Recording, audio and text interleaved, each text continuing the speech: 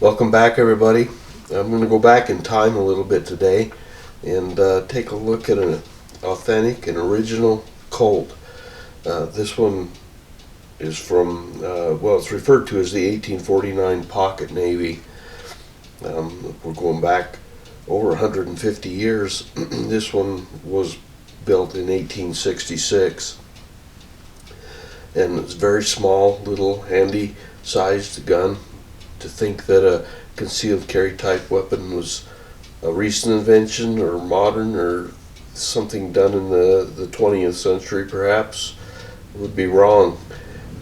Colt did this very early on in his days of making the first of the revolvers, and like all other Colts was very collectible simply because Colt was the first revolver.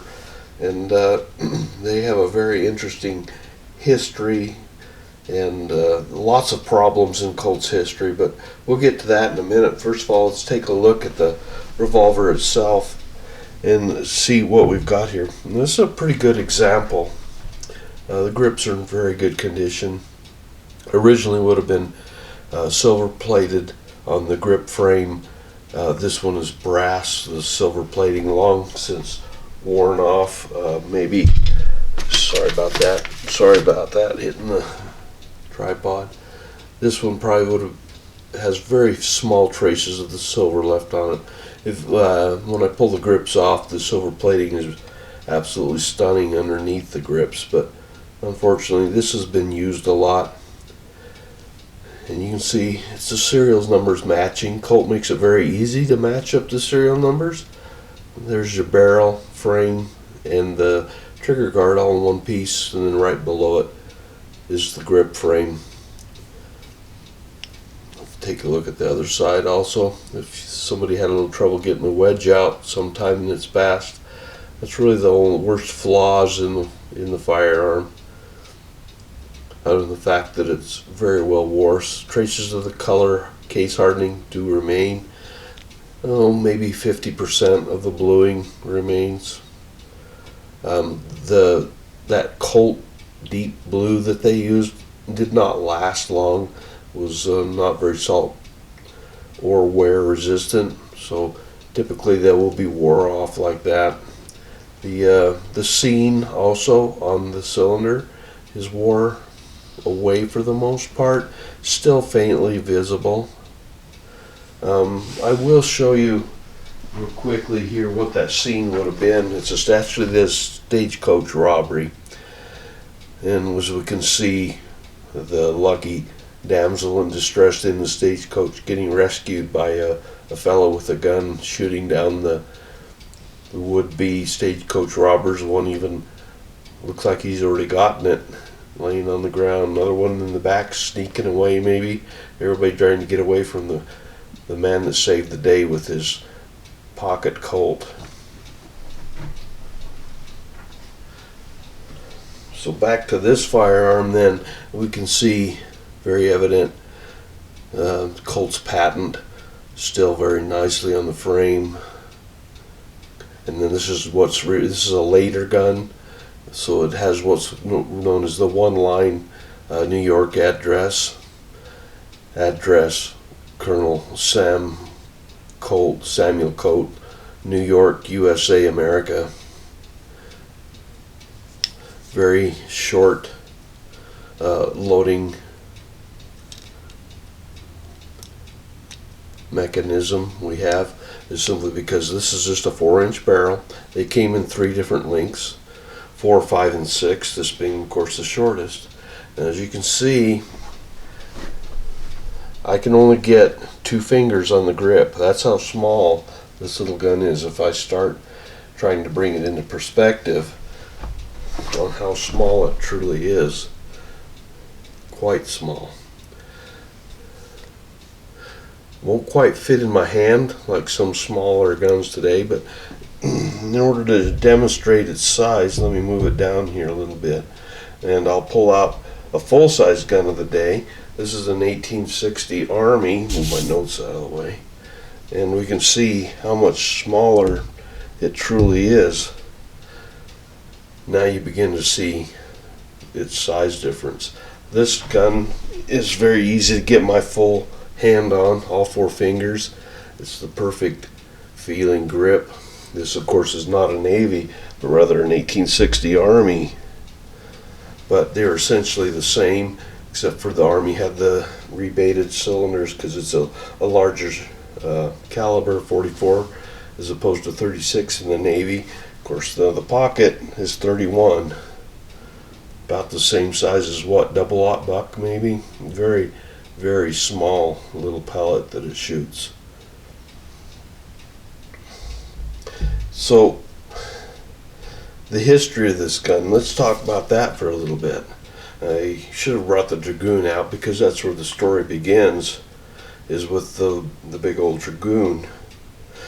And now the Dragoon led birth to the baby Dragoon, and the baby Dragoon transferred into this 1849 Navy here. Of course, the Dragoon was again in 44 caliber. I'm not sure what the caliber on the baby Dragoon was, probably 31 also. Don't quote me on that. Then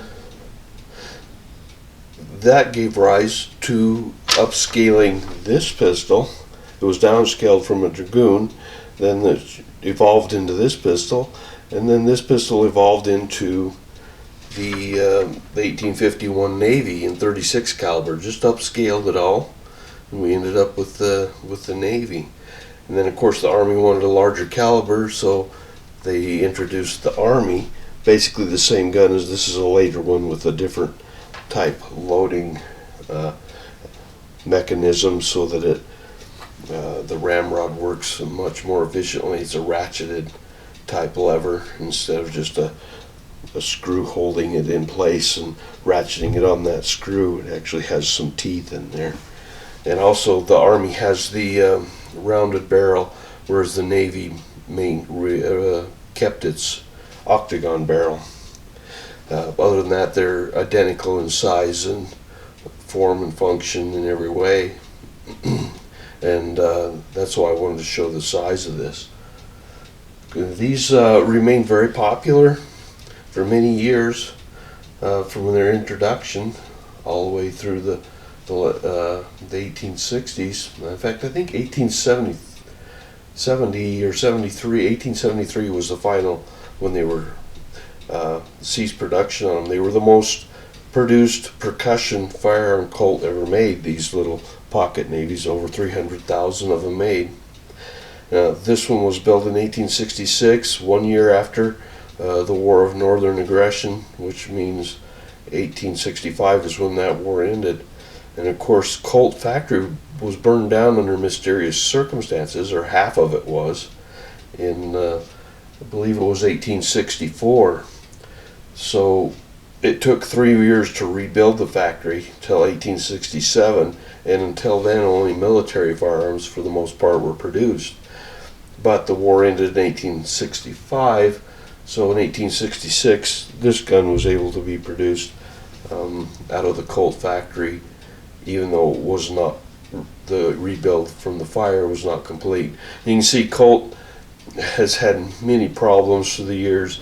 Even today they're still having problems with bankruptcies. It completely went bankrupt after he introduced his first revolver, and then contracts were picked up and he was able to make the Whitney guns and build his fortune and company up until when he died in 1862. He was one of the wealthiest men in the United States, with the company being worth in equivalent dollars probably $200 million today. And his wife took over the company and ran it for quite some time until it was sold to much like today, another larger company bought him out. So there we are. I'm going to stop there with the history on it. We could talk all day on the history of Colts and how they have a family relationship look to all of them. Even this Army, later 1860 Army, has a very similar look. And then of course the single action Army, one of the most famous guns Colt ever made after Sam Colt had died. still has a family resemblance. Other guns also mirrored that, such as Remington and other guns, and then latecomers such as Smith & Wesson, but they also have their family resemblances. But the Colt has always been, you can always tell a Colt, even to this day. The new modern Colt Cobra has a very distinctive Colt look to it, particularly the way the loading gate drops. But I'll stop there so I don't bore you too much. We're a little over 10 minutes already on this video.